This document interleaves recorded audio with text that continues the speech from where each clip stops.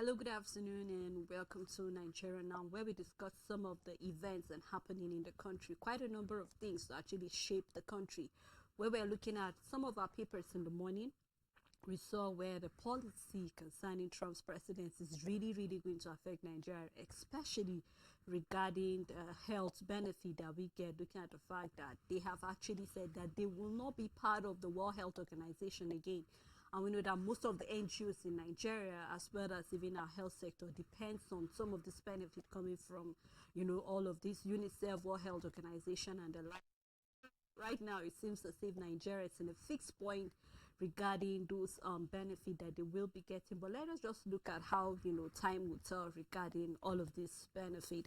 We have quite a number of things we'd love to discuss this afternoon, so please do well to drop your comment, your views, as they are always welcome on the show. I am Senna Lashida Shoma, doing this together with Rachel Tansy. Good afternoon. Afternoon, Sarah.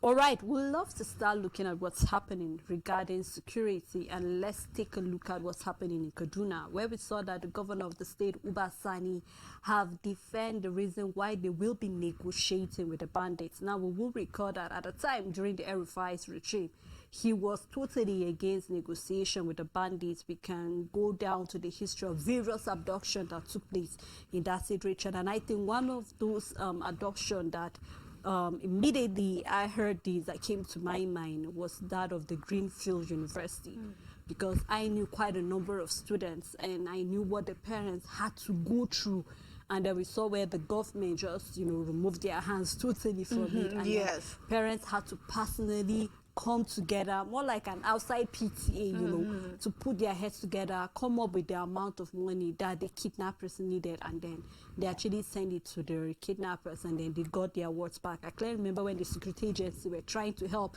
the parents were saying, leave me or leave us alone, we want to have access to our words. Where were you when we needed you to help us negotiate with the bandits, and you were nowhere to be found? We want to take our words to the hospital and all of that. Now we're saying that Uba Sani is having a different approach totally, yes, because he said some of the monarchs, some of the village heads, and even the victims have actually felt that it's better you negotiate with these bandits, because it's better for us to have our lives intact rather than losing our lives, and then still we're saying that we're not paying any negotiation.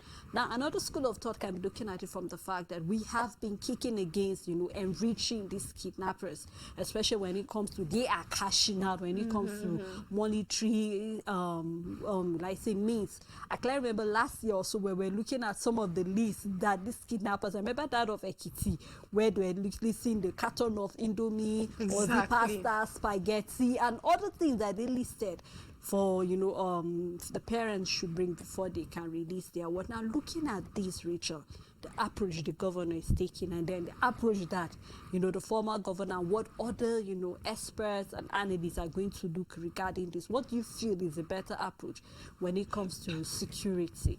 I think El-Rufai's approach was the worst when it came to fighting banditry and then kidnapping in Kaduna, because he didn't do anything. There was no combating them, and there was no doing any other thing. It's just, we will not have a peace deal, we will not negotiate, and you left it at that. You left your people to continue to suffer. You didn't declare war on banditry. People in southern Kaduna just kept on seeing a lot of killings, losing of properties, lives, and losing their lands and all of that, livelihood taken out of people.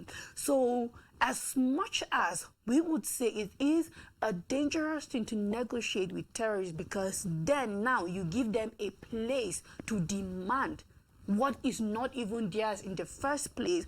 And it is a tricky one. It's not acceptable, because whether you like it or not, you can't have a peace negotiation without an exchange. And in as much as on the other side we can say, yes, there is no room for such thing, it's not even an option, it's always the last. And that is after you've exhausted every other option, as much as it is that way. But what did you do about fighting crime and terrorism in the state? El-Rufai practically did nothing until he left office. It was the peak of kidnapping, killings, communities raised down and all of that during his administration in Kaduna. Now, fast forward, and we are seeing Uba Sani taking a different turn and saying, you know what, we are going to have a peace pact, a peace negotiation, a peace deal, however we want to call it, with these bandits. What I do not like is his reason for it, and saying, well, it's because the people of this community coming out and demanding for it, because they are tired of losing families, they are tired of losing properties, they are tired of losing their own lives to these bandits. And it says one thing, that they have given up. Sele, you imagine negotiating with a criminal who stole your money and beg. You understand? This is the highest form of humiliation for you as the victim, and then also the highest form of letting crime to thrive. True.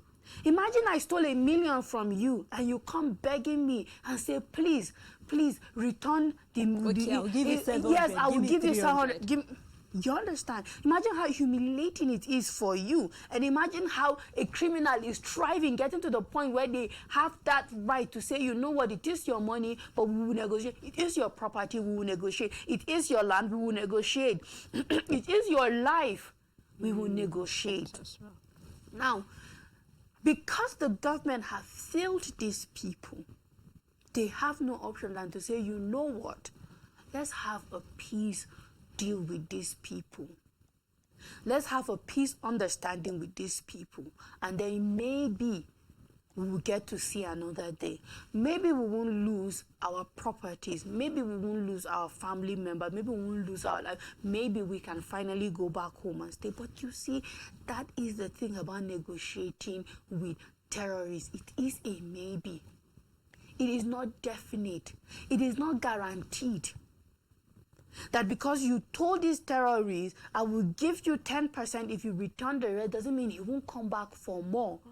There is no guarantee that he will not kill you even after you have that negotiation. There is no guarantee whatsoever, because the terrorism, by how it thrives, is to capture, to take over, and all of that. So how are we sure that tomorrow there won't be another kidnapping?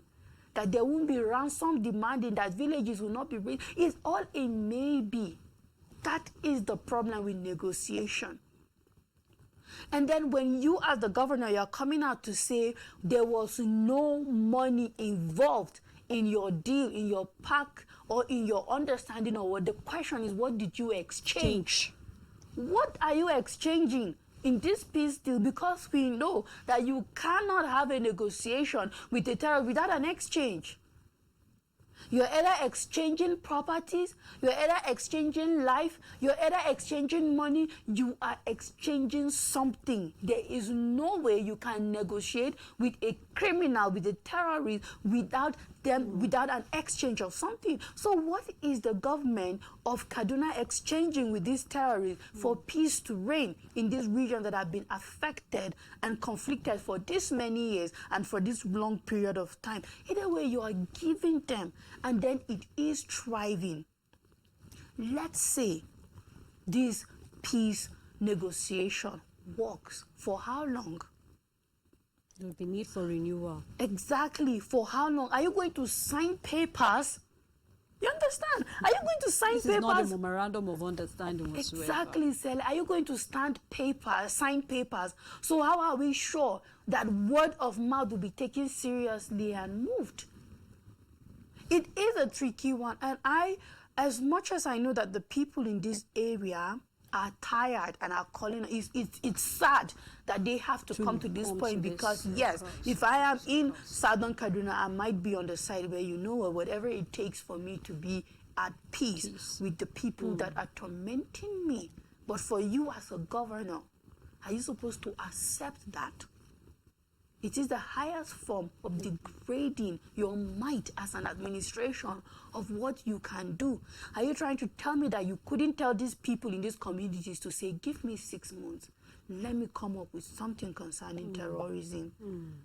Give me this period of time. Let's sit down and I will come up with something, because you know that this negotiation is just word of mouth. Are you going to call these terrorists to come and sign papers and agree and say, okay, we will not touch this line? Okay, they will give us 10%. Okay, we have 30%. How are you going to do a peace negotiation? A peace pact or a deal is only a peace deal if there's a signing, if there's a paper, if there's a document to show that we have agreed. You know, bandits in Kaduna have agreed with community members in that you will not trespass here, you will not touch this, you will not. So are you going to do that, or are you just going to sit down with word of mouth and you just take these criminals' words, and which you know they are not honest people in the first place? So how are we sure they are going to keep to their this own side of the bargain? Exactly. It's very, very impossible, because we can take lessons from the herders farmers clash. Exactly. Yes. How many times have we had these two people coming together? It's okay, we are going to negotiate. Yes. Please, you keep your livestock around this area. Do not pass this boundary. And then we have the farmer saying this and this. And then at the end of the day, we still have herders. We still destroy everything. Just last week, I think Yes, we saw in the papers we where did. we're looking at millions of livestock of crops being Crops, yes. destroyed by livestock and none of that. And just like you said, I mean, this is not, I don't even think this is even going to be right, because you can't have a negotiation with people who are not in their right thinking mind. Let's take Zamfara, for example. How many times have we had the people paying tax Exactly. as if you're actually paying to the government? And they will But- keep increasing the and they will tax. keep increasing the Yes. money, and it's not like they keep their own side of the bargain. don't. We saw yesterday on the paper 8 million are being given, yet a lady was being killed Yes. after paying that Exactly. ransom. And you want to go and negotiate with people like that. How is that going to work? That is the question. I just hope that he will be able to give us the answer. What breaks my heart is the fact that he said that he didn't just come up with this. I mean, he actually consulted other stakeholders, even the Yeah, likes he of the said National so. Security Yeah. Advisor, Nuhu Rubadu, actually gave him the go ahead. And I was wondering, what was our National Security Advisor Advisor thinking thinking, yes. to give a go ahead? Did you actually bend his hand to say, please, this is what we need? And then you are in a better position to know what the people of Kaduna need better than Yes. they do. They might be talking out of trauma, being depressed of what has happened. But just like you rightly stated, it is a responsibility of the governor. I keep saying, as a leader, when you were elected to office, lives, property, that's your number one assignment. is. Once you fail there, any other thing, forget all the infrastructure we see, you fail totally. But let's just hope and see how long this pill deal is going to last in Yes, Kaduna. hopeless. Yeah. Now, still looking at almost the same aspect, we're seeing our vice president coming out to tell Nigerians that, you know what, things will soon be okay. Things will work out well soon. And this happened during the national conference that took place in Abuja yesterday. We saw a number of stakeholders, former governors, former president, a number of people were actually there to actually say, you know what, there are things that need to be looking at the independence of the judiciary, which he promised they will have their independence. And I keep wondering, for how long are we going to say the judiciary are going to be independent, yet we keep having other arms of government, not actually maintaining their lane, but we keep seeing them interfering in the judiciary. How about corruption? Are we really fighting it? It's one of Yeah. the things he spoke about. made mention How of, about yes. even talking about the likes of, providing value for our democratic system? We saw where the former president saying that, what, democracy is not working for us in this country. Why? Because we've seen leaders that have abused democracy in every level. And no wonder we're seeing, the vice president coming out to say, please just give the president time to fix Nigeria. Unlike we're seeing Buhari after 8 years in office coming out to say, you know what, it's only God that can fix this country at this point in time, because I've tried all I What he can. can. And then it seems not to be working. A number of people, are actually giving their own side of story to say that, you know what, for the former president not to be able to succeed. Yes. I mean, I don't know how this present administration is going to succeed, but I mean, just like we say, this is another negotiation that we're having with, the present administration. We are hoping we're giving them time when they'll be able to fix security, the corruption, giving the judiciary their independence, as well as even giving value to our democratic system presently in the country. So the statement from former President Buhari is, is an undermining, belittling statement concerning Nigerians' IQ and understanding of God and how he works. We are a religious country, regardless of what religion we practice. And one thing we do know for sure is that we believe in God, but we do know that he works through men. So if Buhari, you became the president of Nigeria, I mean, you are an established leadership that God is aware of. And it is through you that he would have fixed certain things in the country. And the same thing for current administration of Tinubu. If it's God that can fix this country, of course he is the one. It's true, man. Are you in the office doing the right thing? It's through you that he will give you idea and say, you know what, take this political decision, but how many of them really wait on God to hear and say this is what to be done? Or is everybody there for their selfish reasons and all of that? These are questions we can, and I believe everybody, regardless of the religion you practice, can relate to what I am saying concerning this statement. But moving on, I want to come from this angle concerning what Vice President Shettima is saying. And Sele, it's 2025, and whether we like it or not, it's going to be in 4 months' time. It's going to be exactly 2 years since the swearing in of President Bola Ahmed Tinubu and his vice, and then also the kickoff of the major economic policies, precisely fuel subsidy removal, and then the floating of the naira, exactly, in the exchange market. And it's enough time for Nigerians to know if truly this administration was worth it in the first place. If in 2015 down to 23 under Muhammadu Buhari's administration, Nigerians were not wise to know that, you know what, 1 year is enough to know if a leader is good. 2 years is enough to know. Well, 8 years is too long to know. If we were not wise enough, I think by now we should know. And we've said this countless times, you know, and I will keep saying it, that certain policies don't need a year for you to know if it is good or bad. And the funny thing, or it's not funny, but the very serious thing, but we can take it on a lighter mood, is that first subsidy removal and floating of the currency doesn't take a whole year or two before you know if it is good for the economy or not. And can we talk about the hidden things like tariff hike? First, we are seeing that of electricity, and now we are seeing that of telcos, telecommunication, and then we are where we are. Concerning the floating of the currency, ever since there have been exchange going on in the foreign exchange market, buying and selling of our currency and all the currencies that affect the value of the naira. And the question is, do we really need 2 years to know if a policy is going to work, especially that of our exchange market? No, we don't need that. And is there a need by now for Bola Ahmed Tinubu's administration to sit down and review this policy? Absolutely yes. So what is the administration waiting for? Are you just carried away by a budget that is inflated because of the inflation of the country? Or are you not worried about the policies that you have put in that have taken our budget to the level which is not supposed to be in the first place? Then we can talk about fuel subsidy removal. Okay, fine. You took out fuel subsidy. Now you're pointing hands to the governors. Yes, of course, allocations have increased. So we need to see some level of development at the state level. But wait a minute. There's inflation. And it means even if you have double allocations, what is our inflation? Even if you have double allocation, what is our exchange rate? What is the value of goods in the market? It's the same market for everybody at the state level and at the federal government level. And what are you trying to do about sectors that are dying now that we've gotten subsidy removal? And are you willing to be accountable concerning how much we've gotten so far? 2 years of saying things will be better is too long. And 2027 will be a determining factor of whether Nigerians are okay with what they want or if they want change. It's going to determine if we truly want a better country or not. It will go a long way saying, okay, what do we want for ourselves?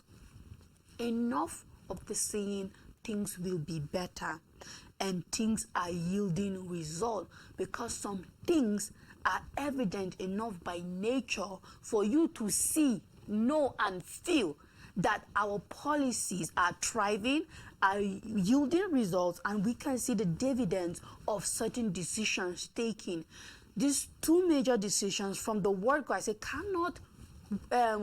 they cannot exist at the same time. You let go one and deal with the other, but the two of them cannot at the same time whatsoever. And what I am looking forward moving into the year 2025 is a review of some of these policies. I know for tax, it's still there, tax reform bill is still out there, work is ongoing. I know it has come to stay, but what will be the final result of it is fine. But you see the floating of our currency, I still believe there's a need for a review of it. So much has gone. And I know when we stop floating, it will be difficult for the dollar to come down to anything significant. But can we have it where it is for now? Can we have some normalities in the economy for some? If you truly have Nigerians in mind, can we now have the Central Bank of Nigeria controlling our exchange rate, despite seeing our reserves, is leaking somewhere? We see a bounce back after a few bounce back. I don't know what games Cardoso is playing, but we see the reserves going up a little, and then tomorrow we see that there are tiny holes, in the pocket of our reserves, and then it's leaking left, right, center. So it's there is a need for review. I think bottom line, we don't want to hear hold on. No, it's enough for us to know that these policies are not yielding. We need a review, Celia. I think it's at this point in time we are hoping if this administration really have the best of Nigerians at heart, they are ready to take the shit for Nigerians to protect them from all of these things. You mentioned that of the telecommunication hike. We saw the presidency even saying, you know what, that is the best for them, because now looking at some of these factors around, they have no choice. But who is responsible for what we're going through right now? Who was the person who flowed the naira? Who was the person that did all of it? I mean, it was really administration. So you are supposed to look for a way to actually protect Nigerians. But we're seeing that they're saying, okay, 50%, and that is it. So you and I have no choice. But you know, it's either you're buying data or it's either you're looking for airtime to make up. So you have to, choose what to do. But I'm hoping, honestly, just like you said, 2 years is a long time. It's enough time for them to know whether to do. But we'll be patient. At this point in time, I don't think Nigerians have any other choice than to be patient. But I hope that they know the effect of all of these things. We saw what's happening in our health sector. More doctors are leaving. More specialists are not there. Even consultants are not there. So I really do not know what this government is up to. I don't know the magic they are hoping to perform. But let us hope that they know what they are doing and that we do the right thing. Well, thank you so much, Richard. I guess we have to wrap it up at this point. You're welcome, Celia. Thank you as well to our viewers and every other person who made this program a success. Till we meet again another time, please do have a lovely day ahead.